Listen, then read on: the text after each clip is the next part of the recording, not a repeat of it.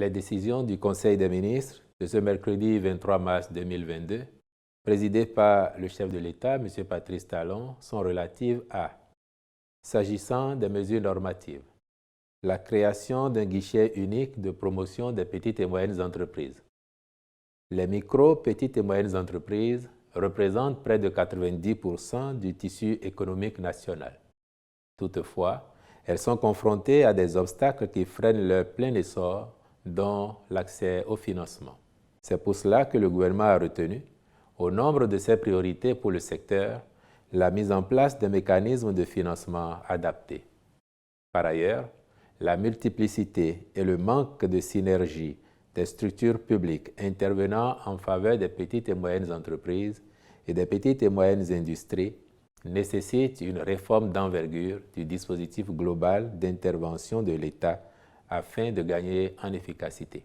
C'est pourquoi le Conseil a marqué son accord pour la création de l'Agence de développement des petites et moyennes entreprises.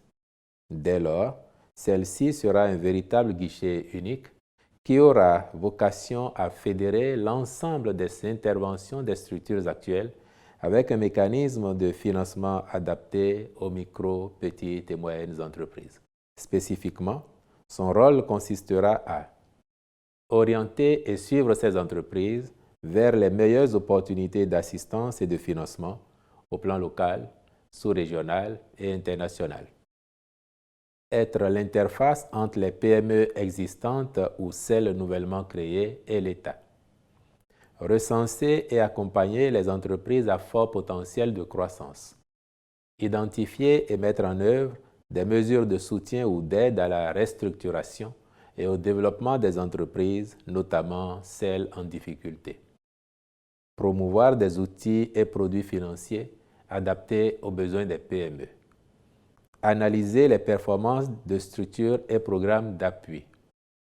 En somme, il s'agit pour le gouvernement, à travers cette réforme, de assurer la lisibilité des interventions de l'État au profit des entreprises cibles, rationaliser les différents outils et instruments mis en place par l'État en soutien à la promotion du secteur privé en général, simplifier l'organisation des structures de gouvernance et améliorer la couverture territoriale. La mise en œuvre de cette réforme nécessite, par conséquent, la dissolution des structures et initiatives publiques d'appui et de financement des entreprises concernées. Il s'agit de Agence nationale des petites et moyennes entreprises, Agence de développement de l'entrepreneuriat des jeunes, Centre de perfectionnement et d'assistance en gestion, Bureau de restructuration et de mise à niveau, Centre de perfectionnement du personnel des entreprises, Fonds d'appui à l'entrepreneuriat numérique, Bénin Startup Challenge. Au titre des autres mesures normatives, ont été adoptés les décrets portant régime électoral à la Chambre des métiers de l'artisanat du Bénin et nomination de membres au conseil d'administration de l'Agence béninoise pour l'environnement. Au chapitre des communications, mesures de soutien aux populations face à la flambée des prix de certains produits de grande consommation. Depuis quelques semaines, les prix de certains produits connaissent une hausse généralisée dans le monde et plus particulièrement dans les pays importateurs nets des biens et services. Cette tendance s'explique notamment par la reprise économique dans les pays développés en lien avec leur bonne couverture vaccinale contre la pandémie de la COVID-19, la demande de plus en plus croissante de la logistique pour le transport maritime des marchandises, le renchérissement des prix des produits pétroliers et la hausse du cours du dollar. De même, depuis le déclenchement du conflit russo-ukrainien, le phénomène s'est aggravé avec des répercussions de cette crise sur l'économie mondiale. De ce fait, notre pays connaît une flambée des prix de certains produits de grande consommation. Au regard de la cherté des denrées sur les marchés, l'État avait déjà, depuis le début de l'année en cours, renoncé partiellement à la TVA sur le riz importé, ainsi qu'à toute taxe sur le riz et les jus de fruits produits au Bénin, sans oublier qu'il subventionne les produits pétroliers pour environ 5 milliards de francs CFA par mois. Il est également mis en œuvre depuis décembre 2021 Un deuxième plan de soutien aux entreprises formelles et celles relevant du secteur informel, qui consiste à leur répartir une enveloppe de 20 milliards de francs CFA en guise de soutien face aux effets socio-économiques de la crise sanitaire sus-indiquée. En plus de ces mesures déjà en cours, le Conseil a défini de nouvelles autres destinées à soulager les consommateurs face à la cherté des produits visés. À cet effet, il est décidé pour une période de 3 mois de la poursuite de l'application d'un taux forfaitaire libératoire de TVA sur le riz importé. Ainsi, le sac de 50 kg de riz ordinaire passe de 20 500 francs CFA à 18 450 francs CFA à Cotonou. L'exonération de la TVA sur les huiles végétales importées ou produites localement.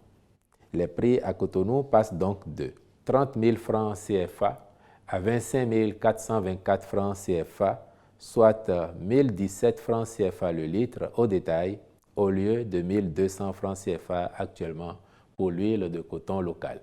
27 500 francs CFA à 23 305 francs CFA, soit 932 francs CFA le litre au détail, au lieu de 1 100 francs CFA actuellement pour l'huile de palme raffinée locale. 27 500 francs CFA à 23 305 francs CFA, soit 932 francs CFA le litre au détail, au lieu de 1 100 francs CFA actuellement pour l'huile de palme raffinée importée. L'exonération de la TVA sur la farine de blé importée ou produite localement, dont les prix du sac de 50 kg passent respectivement de 25 000 francs CFA à 20 000 francs CFA et de 23 500 francs CFA à 19 915 francs CFA à Cotonou, ce qui justifie le maintien du prix du pain à 125 francs CFA la baguette de 160 grammes et 150 francs CFA celle de 200 grammes. La mise en œuvre d'un abattement de 50% sur le prix des frais maritimes et de 2/3 pour les frais aériens pour le calcul des droits de douane à liquider. Cette mesure permet de réduire les droits de douane sur l'ensemble des produits importés et de baisser leur prix de vente aux consommateurs. La constitution d'un stock de gasoil et le maintien de son prix de cession à la pompe à 600 francs CFA jusqu'au 30 juin 2022. De façon spécifique, il est également décidé la suspension de la mise en œuvre du réajustement des tarifs d'électricité jusqu'à la fin de l'année afin de les maintenir au même niveau que l'année 2021. Aussi, le Conseil saisit-il cette occasion pour rappeler à l'opinion que les prix de sortie d'usine du ciment n'ont pas fait l'objet d'augmentation. Ceux-ci sont maintenus à leur niveau actuel jusqu'au 30 juin 2022. En conséquence, le prix de la tonne au consommateur est plafonné ainsi qu'il suit. Cotonou, Atlantique Littoral, 75 000 francs CFA. Porto Novo, Webe Plateau, 74 000 francs CFA. Komé, Monokufo, 77 000 francs CFA. Parakou, Borgou, 82 000 francs CFA. Djougou, Donga, 82 000 francs CFA. Natitengu, Atakora, 85 000 francs CFA. Kandi, Alibori, 85 000 francs CFA. Malanville, Alibori, 90 000 francs CFA. Boykonzou, 74 500 francs CFA.